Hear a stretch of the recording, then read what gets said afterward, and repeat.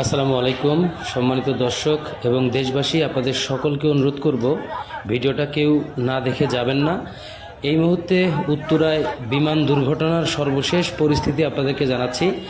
আমরা আছি উত্তরা বাংলাদেশ মেডিকেলের সামনে। এখানে দেখতে পাচ্ছেন লক্ষ লক্ষ মানুষের সমাগম।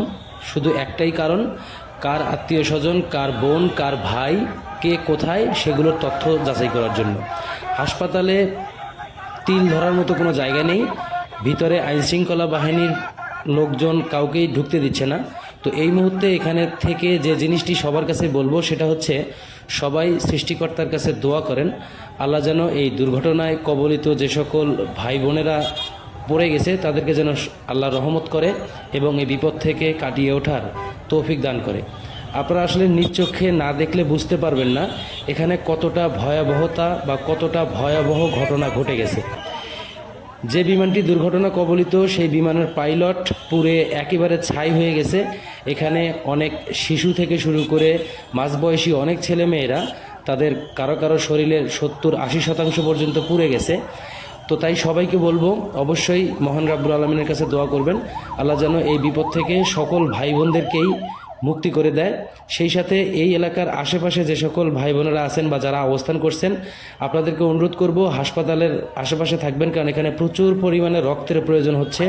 তো অনেকের গ্রুপের সঙ্গে হয়তো রক্তের গ্রুপ মিলে যেতে পারে। তাই আপনাদেরকে অনুরোধ করব জীবন বাঁচানোর স্বার্থে মানবিক দিক থেকে চিন্তা করে এই দুর্যোগের সময় অসহায় মানুষদের পাশে দাঁড়ানোর জন্য আপনারা নিজ নিজ জায়গা থেকে এগিয়ে আসবেন এবং অন্যকে বাঁচানোর জন্য যথেষ্ট পরিমাণে সহযোগিতা করার চেষ্টা করবেন।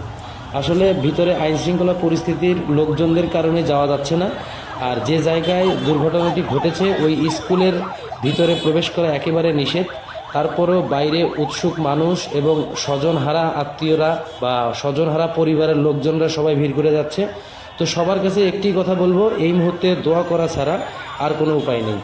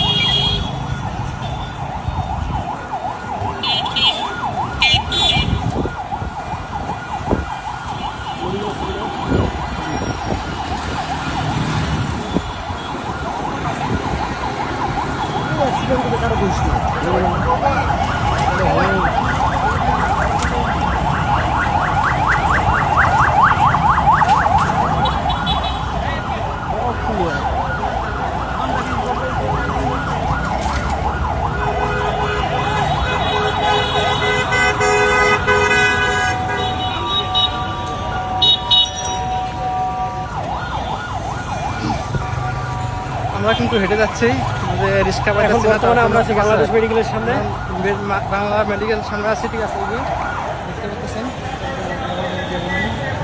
এখানে যে অ্যাম্বুলেন্স